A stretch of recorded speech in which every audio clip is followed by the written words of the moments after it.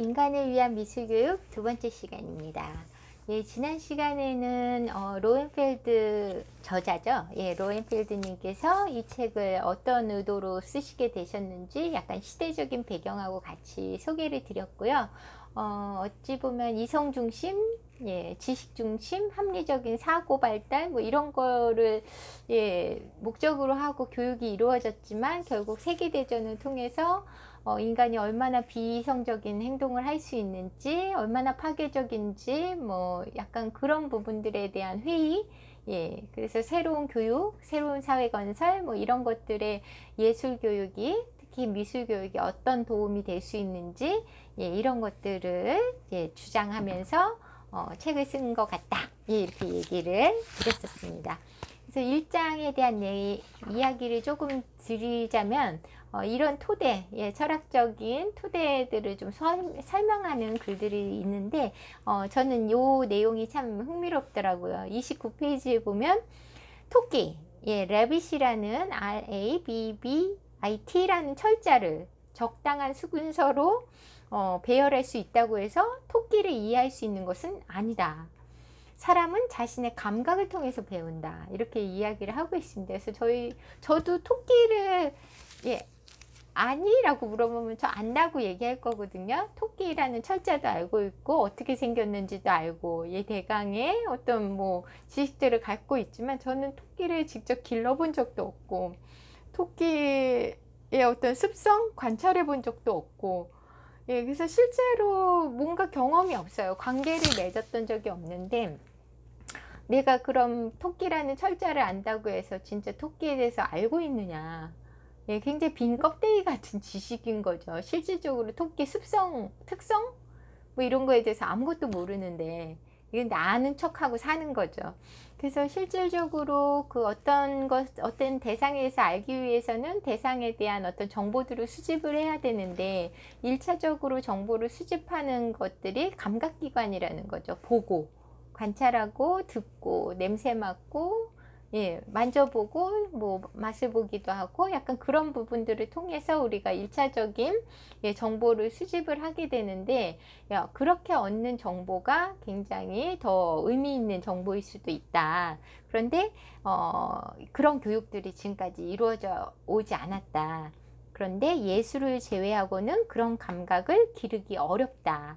감수성을 발달시키는 기회가 많을수록 그리고 오감을 활용하는 기회가 많을수록 배움을 위한 기회도 자연히 늘어나게 된다. 그래서 약간 감각 중심, 감성 중심, 어떤 그런 이전에 좀 무시하거나 간과했던 그런 측면의 교육들을 미술 교육을 통해서 좀 시도해 보려는 그런 다짐 이런 것들이 1장에서 많이 읽히는 것 같습니다. 그 다음에 34쪽에 이 말도 굉장히 흥미로워요. 미술교육, 아트 에듀케이션에서 말하는 기본 철학은 흔히 말하는 순수 미술, 파인 아트에서의 말하는 그 기본 철학과 분명히 다르다.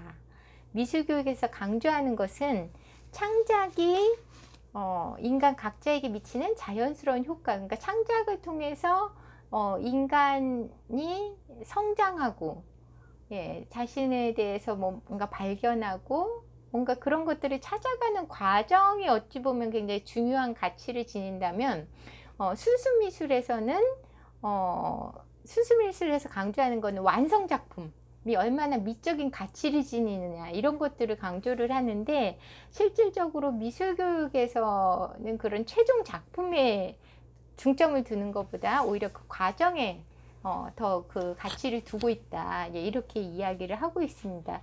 그래서 약간 그 최종 완성본의 가치를 두게 되면은 약간 그 완성하지 못했거나 좀 어떤 기준에 맞지 않은 작품을 만들어냈을 때 좀 포기하는 아이들이 생겨난다는 거죠. 자신만의 표현에 대한 어떤 확신, 뭐 이런 것들을 찾지 못하면은 창의적인 표현들을 계속 이제 포기하는 아이들이 많아지게 되면은 어떤 뭐 자신의 굉장히 중요한 부분을 잃게 되는 이런 그 역효과가 날 수가 있다는 거죠. 그래서 지금까지 미술 교육이 정말 자신을 찾아가고 자신의 표현에 대한 확신 이런 것들을 주는 그래서 계속적으로 자신의 창의성들을 발현시킬 수 있는 이런 방식으로 이루어졌느냐. 그래서 그런 부분들을 굉장히 비판적으로 보고 있습니다. 그 다음에 또 37쪽에 이 말도 굉장히 흥미로웠어요. 어린이가 흥미있어하는 자신의 문제, 그러니까 자신이 표현하고 싶은 주제, 자신이 표현하고 싶어하는 방법, 뭐 이런 것들을 다른 방식으로 바꾸려고 인위적으로 하는 것은 아이들한테 전혀 도움이 되지 않는다.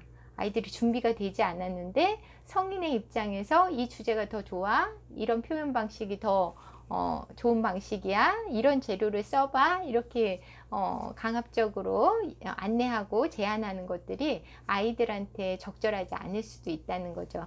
그래서 제가 이 책을 이런 그림 잘 그려요 라는 책을 냈었는데, 여기 책에 보면은 그런 것들이 있거든요. 그래서 아이가 비행기를 표현을 하는데, 비행기를 이렇게 날아가는 궤적으로 표현을 하는데, 어른들은 굉장히 이게 비행기가 아니라고 얘기를 하거든요. 왜냐하면 어른들이 봤을 때는 어떤 비행기의 외형 뭐 이런 것들을 표현을 제대로 하고 있지 못하기 때문에, 그래서 여기 보시면은 어떻게 그려야 하는지 샘플 그림을 보여주면서 관찰을 시키고 어떤 방식으로 그리고 어떻게 색칠을 하라고 계속 꼼꼼하게 얘기를 하고 있거든요.